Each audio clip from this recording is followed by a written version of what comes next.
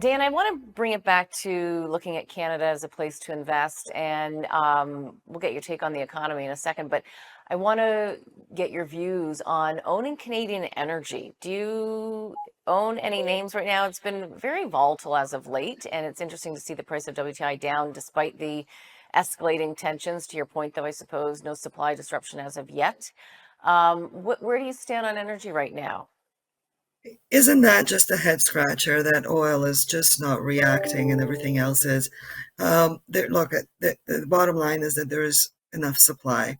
Demand supply is imbalance is the most important thing that affects these markets, right?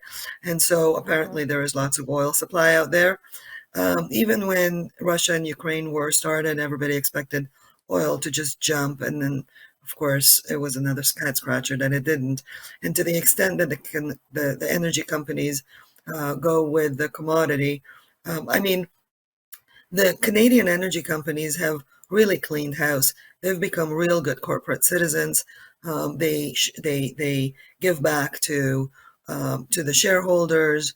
They're very fiscally responsible. Their earnings are okay, but the oil price is not supportive of them, so they're very volatile. So CNQ, for example, is one of the names that we traffic in. We have taken our weight down in energy just because it's not working. And we talked about stop Hmm. losses in the previous segment. And if it's not Hmm. working, and it's a bit of a head scratcher, we're not going to stand in front of the market and dig in our heels and say, we're right, you're wrong. We're going to wait to Right. see where this balances out, right? And then Yeah. we can always Yeah. get back in. Yeah, So that's our absolutely. take on Let me energy. ask you then, let's also talk about the REIT sector. You'd mentioned that you guys have just purchased a REIT. Yeah, we purchased Killam Apartment REIT. It's a multiple unit residential property company across Canada. Western Canada is a bigger weight for them. 200 properties with 6,000 units in a held.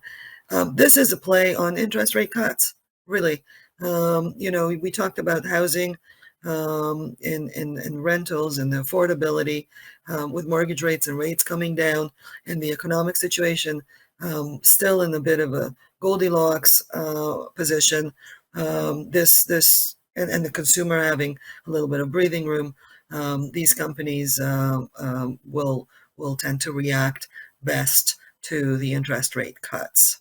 Any company that has, a little bit of debt that's now becoming a little cheaper and Hmm. provides us with a yield. Yield is important to us now just because of what we said in the beginning of our show, is that we're now about protection of gains. Hmm. So we have financials, even in our financial book, it's diversified. So insurance companies, Canadian banks, a REIT, Hydro One, Enbridge. If you add them all up and weigh the just dividend yield, that's a pretty good support, especially in the Hmm. rate cutting environment. Yeah, it's also it's nice to, you have your growth stocks, but it's also really nice to develop a dividend portfolio. I've been really doing that for myself over the past number of years so that, as we age, we've got nice dividends always giving me income. So I like it. Yeah, and you can, and the Yeah, go ahead. volatility of a portfolio allows you to sleep at night. You Yeah, subdue the absolutely. volatility of your portfolio, yet you still want to have exposure to something growthy because that's going to give you some capital gains. The AI trade, and Hmm. just talking about trends, this AI also gives rise to the need for utility companies to grow in their exposure. Like Nextera and renewables and there's talk about how you need utility electricity for the AI Yeah, trade. So it's all connected. right.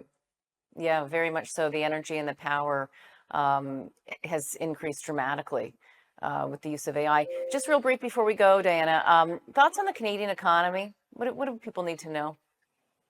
Um, Watching it very carefully. I mean, we still have decent numbers, but with the immigration, the GDP, for example, last week, I think, or two, it came in better, but it's still not high enough that to catch up to population growth. So we're going to have to see there.